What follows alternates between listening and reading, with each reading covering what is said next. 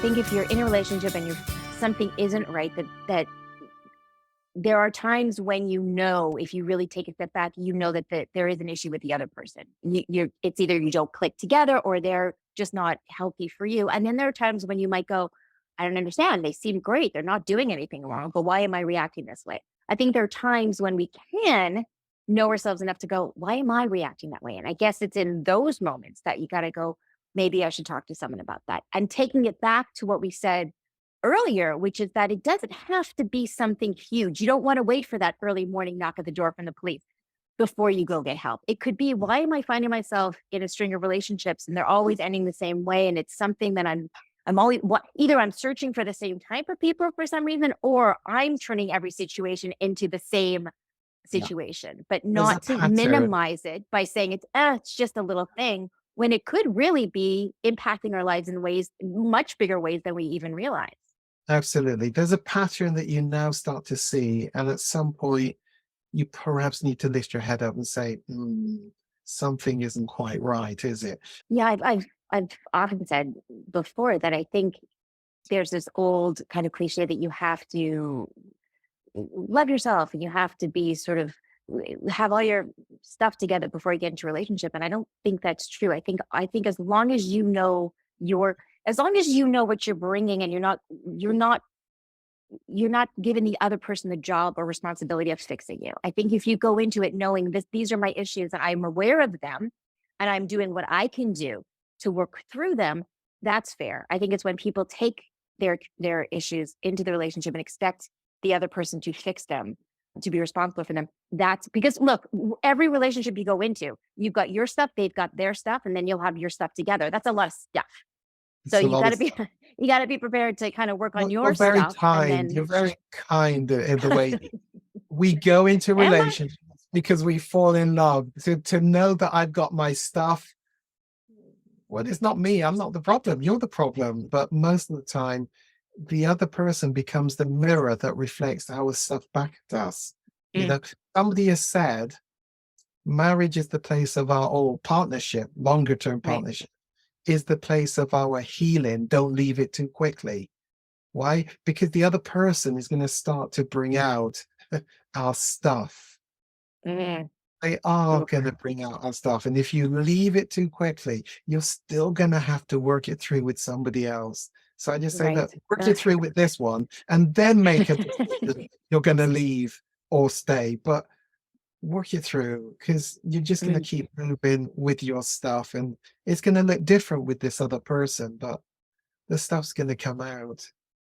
It's tough. Relationships are tough with other people and with ourselves. It's an understatement. Right? It's relationships. Just, oh my goodness! It is, but everything. It's all so tough. I mean, and between addiction and compulsion, and it's yeah, but you have to decide, is it worth it? I think sometimes it will be, sometimes it won't be in relationships. But I think the underlying thing here really is, when we were talking about love and sex addiction, porn addiction, and all of that too, is that it does stem from somewhere, and you can't just bandage it, because if you've got a tire and you keep getting a hole in the tire, but you keep bandaging up, but you keep going the same streets, it's going to keep, you have to figure out, where is that nail coming from that I keep driving over? But again, I don't care what the addiction is. I don't care what the disorder is. We are all deserving of getting the help from it. And the last thing we want to do is feel shame. I mean, I think shame really keeps us from getting the help we need. And we are doing ourselves such a disservice by not living with health and happiness and the joy and the freedom that we deserve. Shame plus narcissism equals sex addiction. Ooh. Shame is a massive component of addictions. Shame means hiddenness. Go into hiding. Don't ever share this with anybody else. Don't go to 12 steps. Don't let anybody know. Don't talk about it.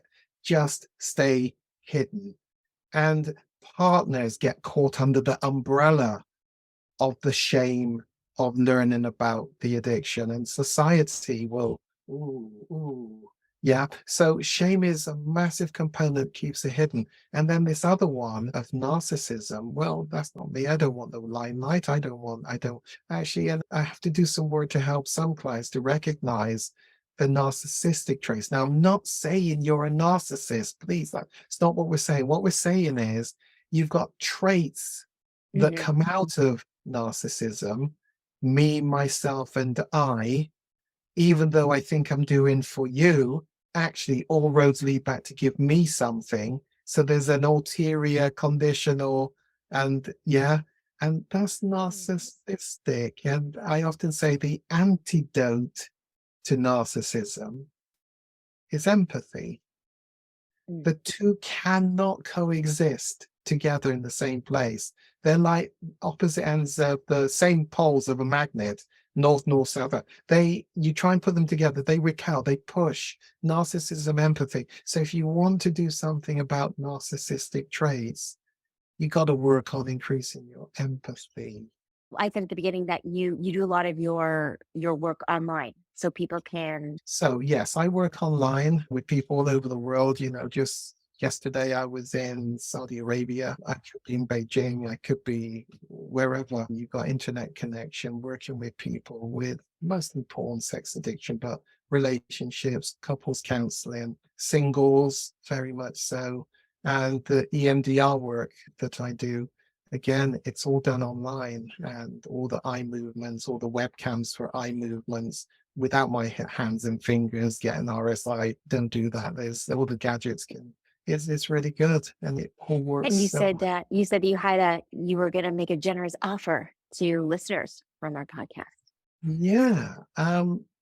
I'll certainly give you a reduction. Just come and have an assessment, and I'll give you an insight of whether there is something about sex, porn, love addiction. And then you can decide if you want to go on to do the more extensive history taking. But remember, when we do the history taking, it's not about porn or sex or whatever. It's about what happened back there that set you up on a trajectory.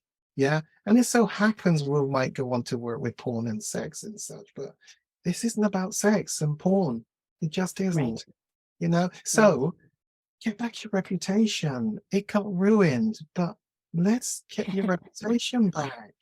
You can get your reputation back. Although I prefer to, I heard a quote once that said, once you ruin your reputation, you're free to do anything you want, because to me, there was a huge freedom and liberation that came from ruining my own reputation. It's just living in truth and without fear and without shame. That's how I like. No, what if it's that? Oh yeah, I'll take that. Oh, yeah, I'll take that. It's exactly. It's risking ruining your reputation by being honest about who you are, facing your life and living without shame and fear. Oh, I like that.